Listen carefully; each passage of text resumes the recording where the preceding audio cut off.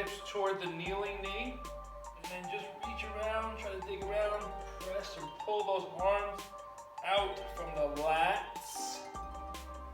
Where the lats go.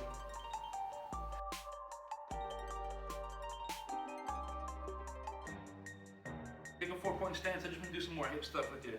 So take a 4-point stance. This is not on the board. This is free flow Monetti right now. I just want you to do some hip circles. We're doing legs today. It's a lower body dominant day.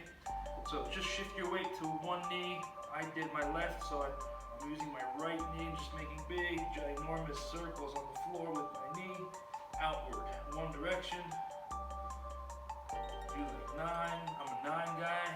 I'm a multiple of 3 guy. So I'm gonna do 9 on the inside. Just literally try to open up the hip as much as possible.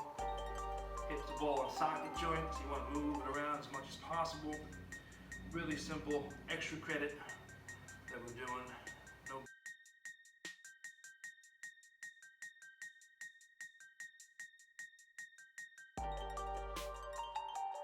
Sounds good. All right, guys, next up, once you get that small little extra credit for those hip circles, find yourself at a wall or a rig or something, and we're gonna do some knee to walls.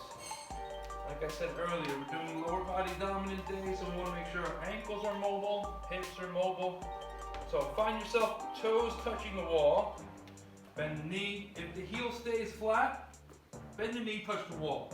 If the heels stay flat, pull yourself out an inch. Bend your knee. If the heels stay flat and you can touch the wall, pull yourself out another half an inch. Keep inching yourself out until you find a spot where you're barely able to keep the heels down. When you touch the knee to the wall and you're feeling that stretch in the front part of your ankle, calf, Achilles tendon back there. And once you find that spot, let's do 18 reps each side, or 15. Make it easier or smaller, less reps. But at the top end range, I want you to hold that position. Just really feel that stretch. 1, 2, 3. Good. Mine was a little fucked up. But your warm-up's 10 minutes, as many reps as possible. But it's not as many reps as possible as if it was ACON week, because it's hypertrophy week. And what's the difference of hypertrophy week compared to ACON, compared to power? Give me 15 seconds worth of education. Time on attention, what does that mean? Time on attention for what? Make it suck. Make it suck a little bit, okay. But time under tension, yes, for certain, that's what we talk about all the time. Certain muscle groups, more time under tension. So how can you press that threshold? How could you progressive overload? Not so much in weight, but how could you keep on pressing that threshold so you can take on more, so you can feel more, so your muscles will have more time under tension, which eventually leads to more muscle development. So, I said earlier a couple times, this is a lower body dominant day. Of course, we got some core in there. Of course, it's going to be full body, but predominantly lower body. So your 3 exercises today are going to be done in an ascending rep ladder, right? Every round, you're going to add 1 rep until those muscles, you need a break because you're like, holy shit, I can't deal with the pain anymore.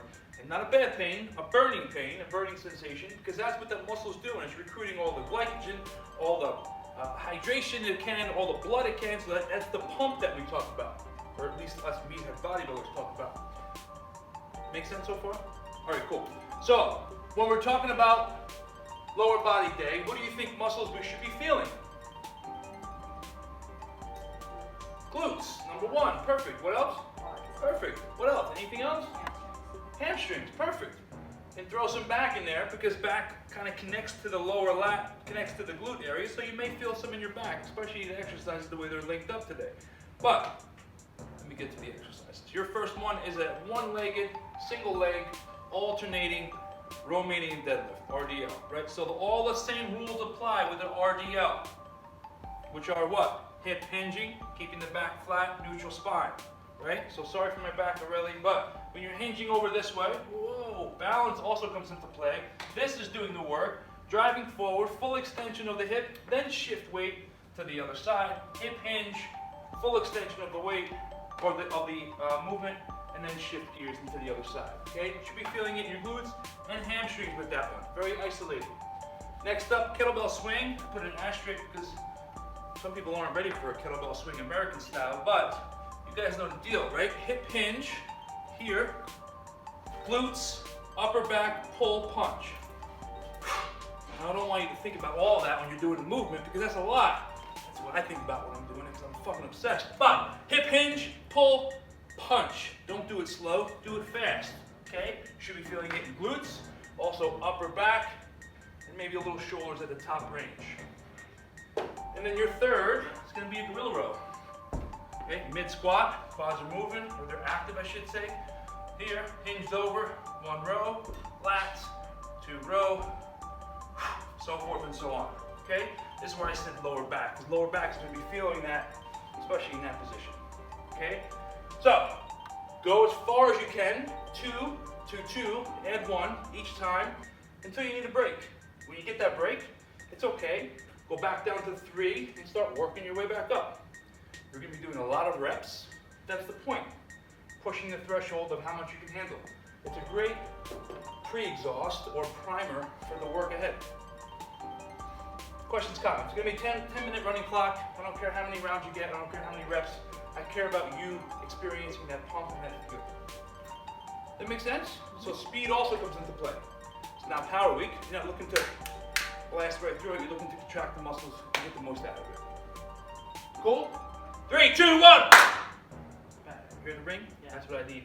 All right, your work period, superset party. 3 groups of supersets. All geared toward what? Lower body. Perfect. So your lower body should be pumped right now, or you should be experiencing some heaviness in the lower body region. After that warm up, here's how it's going down. Your first 2 exercises. One's a dead squat. What's a dead squat? In between a deadlift and a squat, and you're also coming to a dead stop. So I'm going to suggest taking a sumo stance. Rotate your hips outward from the hips. That's why we did some hip stuff earlier. So think about screwing this and turning your glutes on. Then dropping your hips as low as you can compared to your knees, right? So this would be a deadlift. We're going to do that later. A squat is when you drop your hips low, okay? Still keeping the good strong posture. Up, drop back down, stop at the floor, pressing in, right? Try to keep that position so your glutes stay active. If not, you don't want that knee to come in, maybe some discomfort, and also you want to make sure your glutes are active. Super important. Core, also lats, right? Maybe just a little bit of shoulder. And also, you're getting a good stretch in your inner thigh here. So, simple stuff, pause back, and you can exhale on the way up. It's going to be using your lats. From here, stop. It's also going to be challenging to push that ball up while your hips are externally rotated, right? So 8 of those. If you don't have a wall at home or a ball, you can do a thruster. You can do a wall ball or a thruster sit-up. You can make it work, but some kind of motion that's going to bring those arms above head. You're doing 8 reps there. Your second superset is going to be a sumo deadlift high pull. Same positioning. Rotate the hips outward. Now your hips are going to stay higher than your knees. Okay, you're going to use a hinge now. Still keeping the back flat. Now you're using more of the upper back. Okay, think about your gaze, your head here, as it's coming up, should be coming up with your spine. Same thing, upper back, now a little bit more hamstrings and lower back with that. You're doing 12. Next up, V-up. I can't even do a V-up right now, holy shit. Big exhale all the way up, whoa! Try to reach and touch your toes, try to keep your strong posture, and then back down. Simple stuff, guys, you're doing 10 V-ups with that superset. And your third superset, lateral lunges. A couple different ways you can do them. I'm going to suggest both, obviously. But the lateral lunge is same muscles working as the regular lunge or the squat, except you're doing lateral position here, right? So take a lateral step, push your hips back, sink down into it, trying to keep your chest above your thigh, heel stays flat, big push back to center. Using more inner thigh, adductors if you will. Key component, don't let that heel come up, push your hip back and keep that heel flat. One way. 2 ways, might be a little bit easier for you. Just take an exaggerated stance and just shift your weight from the side, center, and then go to the other side. Okay, either one work. One's gonna be cardio based or more cardio than the other. Your call on that. 10 each. Last up is a leg raise. Yeah, it's gonna be a leg raise. T to B, toes to bar. You're gonna be holding here, pulling down. So this gets active, and then you can lift your legs up, right? And then try to get those legs to touch the pole behind you. Make sense? At home, exhale up. Try to push those hips up. Okay, if you don't have a couch or something to hold on to this way, ideally, you can just use your hands, press into the floor. You're still gonna get some lat activation, but not as much as if you were doing something overhead. Okay, all right guys, here we go. Let's do some roll to V-sits for a nice little mobility, cool down. I'm gonna give you two options. One, you can make it more mobility. One, you can make it more core, as if you want to do more core. Let's do it. All right, so it's roll to V-sit. Sorry for my back there, really, but bring your knees into your chest, tuck yourself down to a little ball, roll back. One option would be literally to sit and reach and get your lower back, hamstring stretched out, and then come right back into the next rep, right?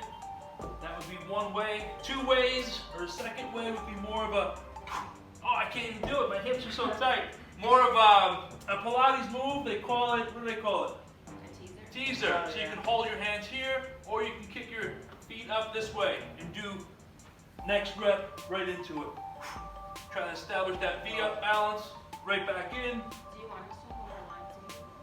I want you to hold your knees on the way down, to tuck down and get a nice ball. On the way up, you can shoot out to a nice teaser. Look at that. Okay, either one work. We're doing 45 seconds of work, 15 seconds of rest. Your call. Let's go.